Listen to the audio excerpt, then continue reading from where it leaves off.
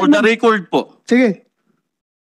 Mr. Chair, for the record po, I request for this Senate to conduct a lifestyle check on Mayor Fritz and Mayor Janice. Please. Thank you, Mr. Chair. Oh, sabi nila, no problem. Oh, No problem. kasali, i-appeal na lang po ko, Mr. Chair. Para, Ang appeal, maka nga di mo ko interesado sa lifestyle nila. okay. Basig Mr. appeal sila, baka ano ba, para isali na ako. Okay. Kasi Mr. Chair. sabi nila, mayaman ako eh. Sige, Mr. sige. Chair, also Antoinette Kitty Torres and Gaspar Torres. A lifestyle check and checking of their bank accounts po. Thank you. Okay, thank you. Good afternoon. Kumsek, take note. Mr. Chair, Mr. Chair, ako din po. okay lang. Sandali lang. Yes po. Huwag ka mo nung salita. Akala ko tapos na yung kanina eh. Last na lang po.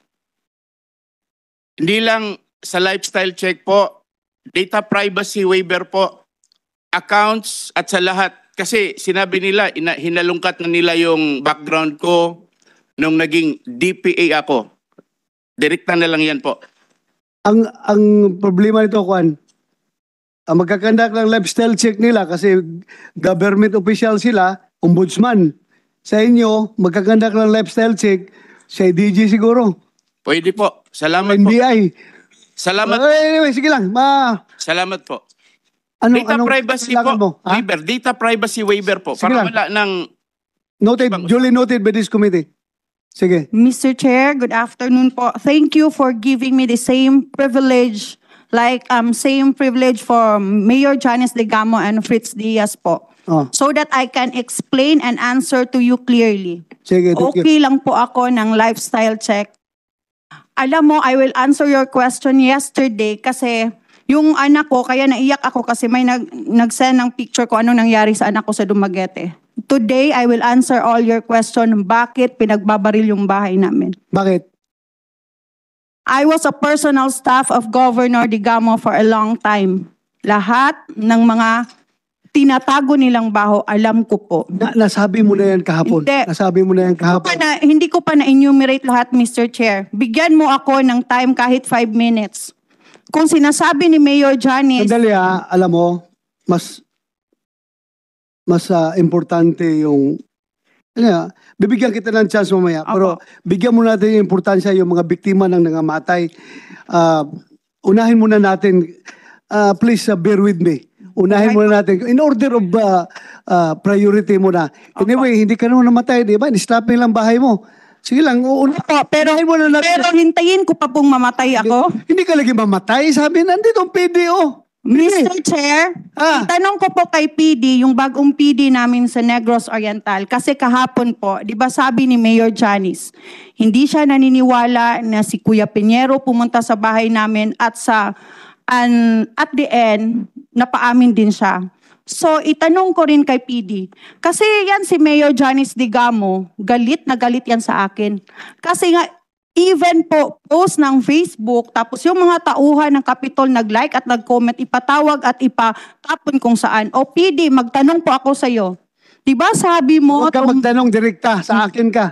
Mr. Chair, sabi po ng Provincial Director ng Negros Oriental at sabi ni Mayor Janice, tinawagan po niya yung Provincial Director para po to secure our safety kasi na-strapping po kami. Galit siya sa akin ha. Pero ni isang police from the NOPO of Negros Oriental walang pumunta sa bahay namin. Pina-news blackout po. Merong yung nangyaring strapping? pag-strapping po sa amin. Mga post lang po sa Facebook. At Ano sila nagkakandak ng investigation kung hindi pumunta doon? wala talaga. Ang pumunta lang po sa amin yung sa Dumaguete na hepe. Ayun na nga, Dumaguete, department niya ng NUPO, ng Negros Oriental Police, Provincial Police Office, Dumaguete City, Pero Police yung Office, is promise under po- NUPO. Pero yung promise po ng hepe ng Dumaguete, Ayun wag lang kaming magpa-interview, Mr. Chair. Patapusin mo muna ako. Tapos bigyan nila kami ng security. Pero walang security dumating. Sandali lang ha, huwag kayong tumawa kasi kuhan tayo dito. Mag-behave tayo. Sige. Tapos sabihin ko rin, kahapon, nagduda si Mayor Digamo kung sino po yung tumulong sa akin kay President Duterte, baka tauhan ni Congressman Arnie Teves. So nagduda rin siya na si former President Rodrigo Duterte ay magkaibigan ng mga TVSS. Tapos tumawag pa yung si Jason Ong kay Kapitan Lando to confirm kung siya ba yung tumulong sa akin. Mr. Jason Ong, kilala kita kasi schoolmate kita. Wag kang Mr. Chair. personal dito. Wala po Wag kang na personal. Pero Ano ba yung sila po sinasabi yung... mo, Jason Ong? Personalan na yan eh. Relax ka. You address all your concern to this chairman. Sorry. Then I will ask Jason Ong. That's the... Hindi po. Yung side ninyo kanina pa yung naghihingi ng parliamentary procedure eh.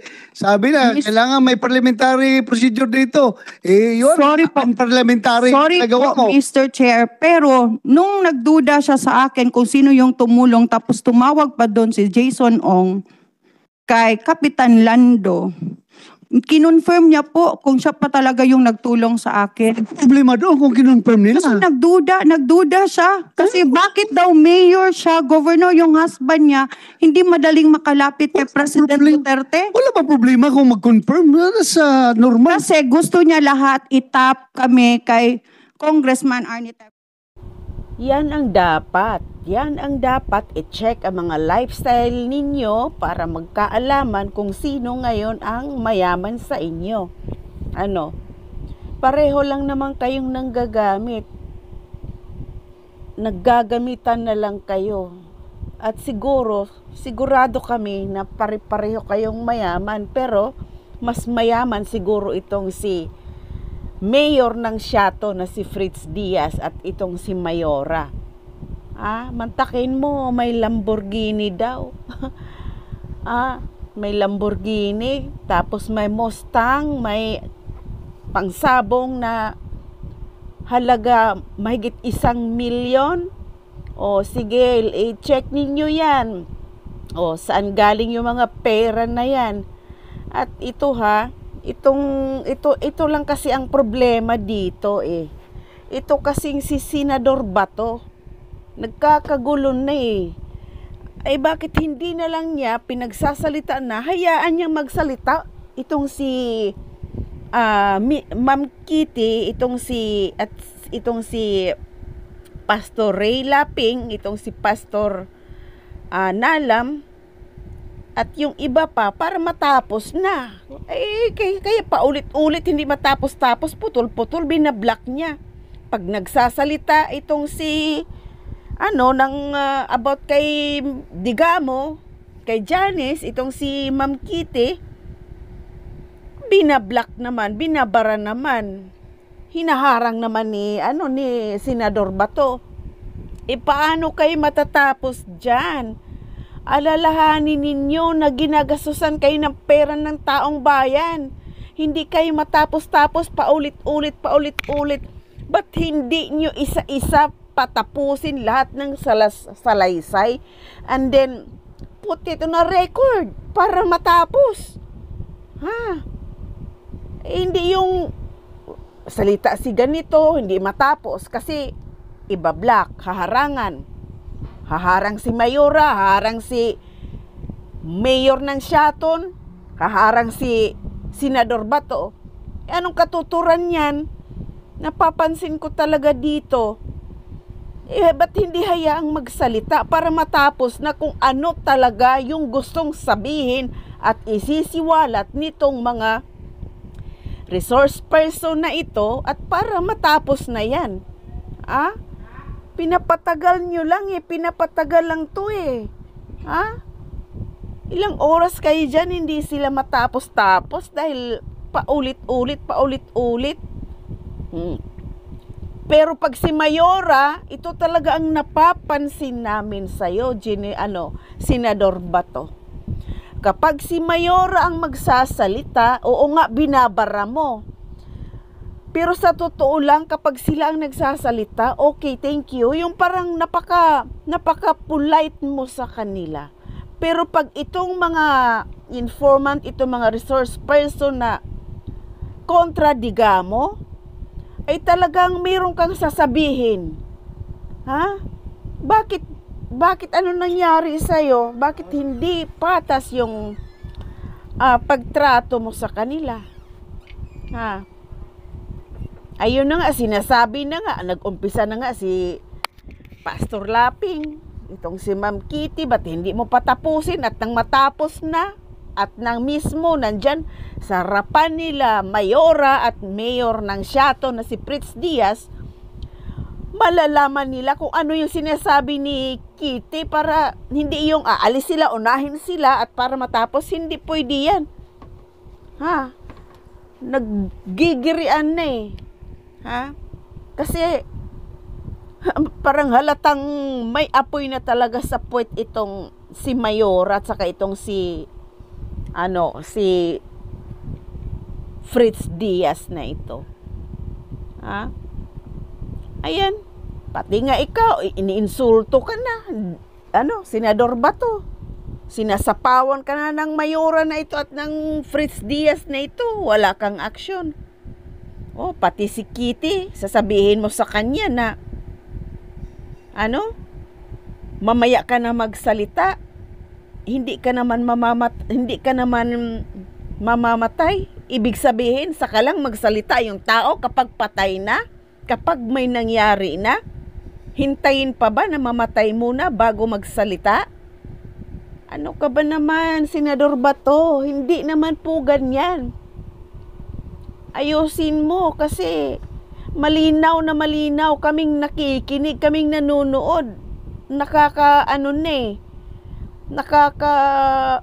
Parang nakakagago eh. Marami pa akong napapansin to follow yung ibang mga komento ko dito sa mga palabas ng hearing na ito na ay nako, Senador Bato, wala. Kung inasahan mo yung mga digamon na yan para manalo ka, sorry. Wala, hindi ka mananalo. Halata na yan. Sobra, sana maging totoo ka. Sana maging fair ka. Pagsalitain mo, patapusin mo, wag mong barahin. Hindi yung binabara mo.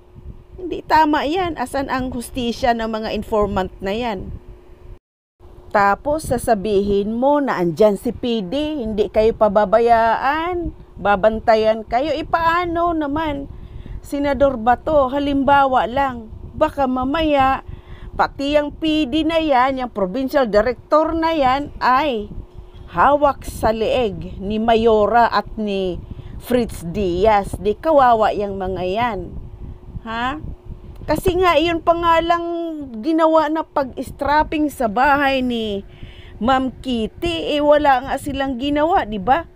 Yung taga Dumaguete, ang gusto ni Ma'am Kitty na yung taga dyan talaga ang may action. Ngayon, pinag-news blackout pa pala daw. Dahil binawalan ng Mayora na ito. Paano? Parang inano lang, parang ilalagay, parang kumbaga, ilalagay lang sila sa isang hawla, tapos pagsabay-sabaying kakatayin, ganun ba? Parang ganun ang pagkakaintindi. Hindi tama yun.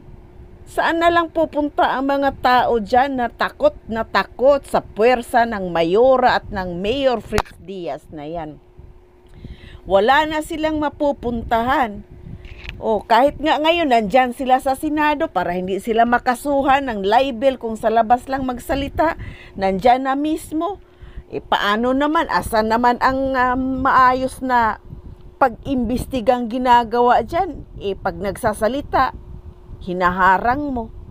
Kung hindi ikaw ang humaharang, si Fritz naman ang humaharang at si Mayora.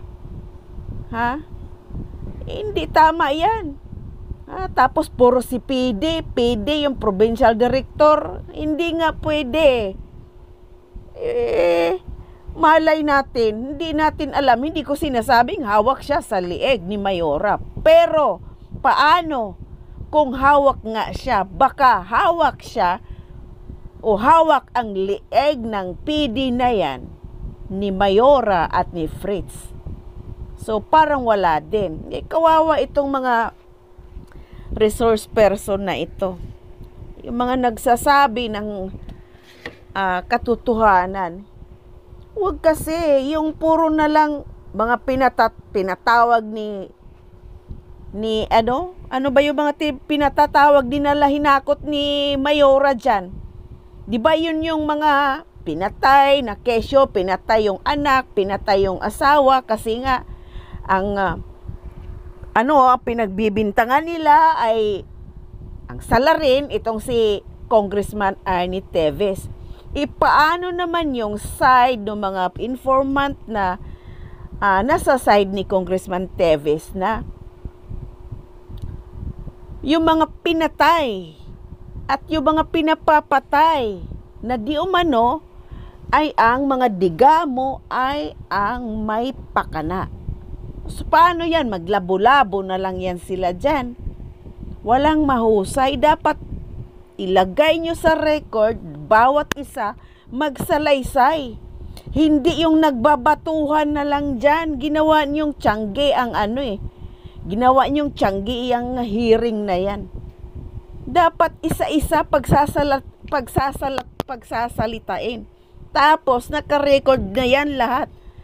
Kaya pagka ikaw na mismo nag-a-analyze sa sitwasyon sa mga testimonya nila, alam mo kung sino at balasahin mo sila, alam mo kung sino ang nagsasabi ng totoo dahil nandoon na nga yung mga sinasabi nila, yung mga salaysay nila, naka-record na. Hindi yung ganyan, para kayong nagsasabong din Ha? Para kayong nagsasabong din. Nakakawala ng dyan, hostisya sa mga namatay. Ha? Paano na lang yan? Ganyan na lang ng ganyan?